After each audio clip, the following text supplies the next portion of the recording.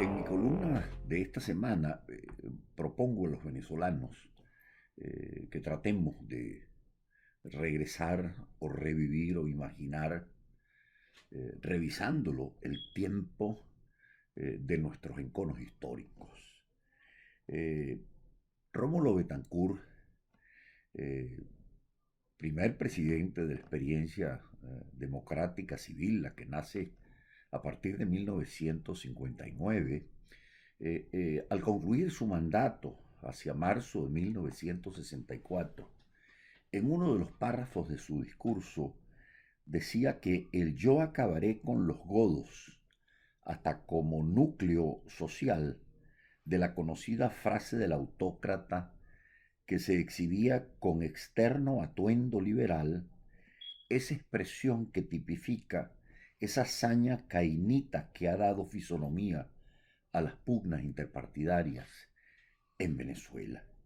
Eh, Cuando uno ciertamente se detiene en la experiencia que hemos vivido a lo largo del siglo XIX y el siglo XX, quizás apelando a textos eh, que son extremos en su desviación analítica, pero que mostrando una cruda verdad nos permiten a los venezolanos reconocernos en nuestra realidad para saber lo que estamos haciendo, lo que estamos recorriendo, la forma en que nos estamos comportando, mirándonos en ese nicho, probablemente tengamos la posibilidad de hacer el esfuerzo que efectivamente hizo Betancourt, Rafael Caldera, Jovito Villalba, entre otros, para que Venezuela pudiese alcanzar una república de partidos civil que logró administrarse mediante una situación de entendimientos recíprocos que lograron apagar, repito, los odios intestinos que han preñado en el alma de la vida política venezolana a lo largo de casi 200 años. Y esto lo digo porque en el proceso de disolución que hoy vive Venezuela, se ha fracturado como nación. Más de 8 millones de venezolanos han tenido que emigrar al exterior. La experiencia que a diario observamos y nos muestran a los venezolanos transitando por la selva del Darién en algo realmente inaudito y reconocible para lo que ha sido nuestra experiencia de estabilidad como pueblo dentro de un territorio y sin vocación a la emigración. Al cabo lo que nos está quedando es justamente el encono, los odios de unos contra otros que nos impiden la posibilidad de construir una nueva utopía. Y por eso hablo de la necesidad de volver a recrear esas experiencias. Y me encuentro un texto que me llama poderosamente la atención, el de Cristóbal González de Soto. Él elaboró su noticia histórica sobre la República de Venezuela en 1872 para hacernos presente que a Simón Bolívar lo había traicionado y derribado José Antonio Páez. A Páez lo traicionó y lo tumbó José Tadeo Monagas, y a este lo traiciona y echa abajo su teniente, quien fuera su hechura, Julián Castro. Y al mismo Julián Castro lo amarró y prendió el partido de Manuel Felipe de Tobar, llamándolo traidor a la causa del orden. Y hagamos la historia corta. Cuando apenas comienza el siglo XX, que los llamados 60 vienen desde los Andes a Caracas y toman el poder con Cipriano Castro a la cabeza, Cipriano Castro se hace acompañar de su compadre, hasta que en el año 8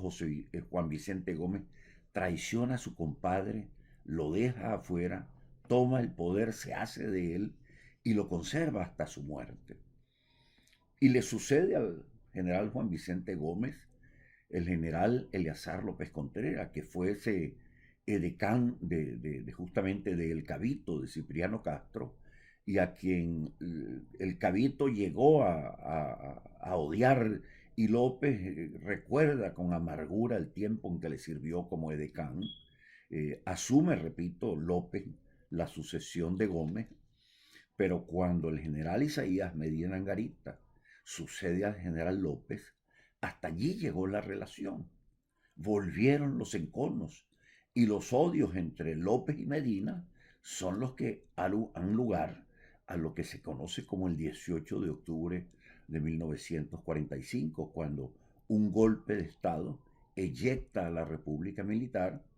de manos no de Rómulo Betancourt, como siempre se ha dicho, sino de Marcos Pérez Jiménez, un oficial de academia, como lo era el general Medina, que se encargó de despachar hacia el baúl de la historia a quienes fuesen sus progenitores dentro del mundo militar. Con esto, ciertamente, repito, intento de que nosotros revisemos esto, porque leyendo otro texto que tengo que comentárselos, porque para mí es muy revelador del ambiente que siempre estaba allí presente y daba lugar a este tipo de enconos entre unos y otros. José María de Rojas Espaillat, José de Rojas, lo llamaban el último marqués venezolano porque ese título se le otorga el Papa León XIII, hermano él del célebre Arístides Rojas. José de Rojas Espaillat es, por cierto, quien en su momento defiende ante la Gran Bretaña los derechos de Venezuela en el río Esequibo, en la obra que él escribe y que publica en París hacia 1883. Él narra justamente a pedido del presidente Guzmán Blanco un tanto lo que era la experiencia vital de Bolívar, que repito, fuese traicionado por Páez, y los paecistas decían que quienes los habían traicionado habían sido justamente Bolívar y los bolivarianos. Dice en su texto que agotado Bolívar por el sufrimiento y por los desengaños, y temiendo a cada instante que su gloria, su muy legítima gloria, se eclipsara en el tempestuoso cielo de Colombia, no tuvo el valor, lo recuerda Rojas, necesario para retirarse a tiempo y dejarle a otros la ingrata tarea de destruir el fruto de la abnegación y de su sacrificio.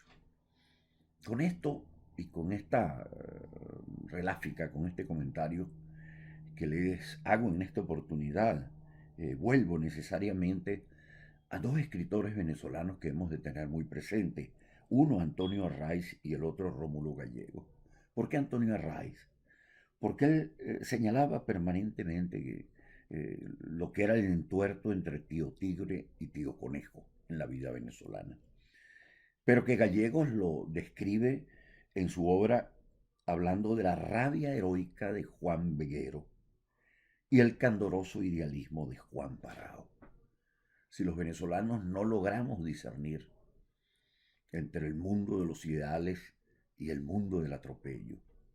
para encontrar un equilibrio en donde el pensamiento logre sincronía en la acción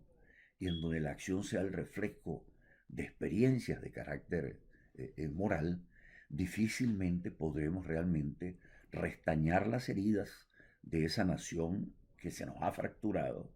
que se nos ha vuelto añico y sin la cual es imposible que podamos conocer de nuevo una experiencia política. No hay república sin nación. Y cuando en ausencia de la nación algunos creen estar ejercitando la vida política dentro de la república,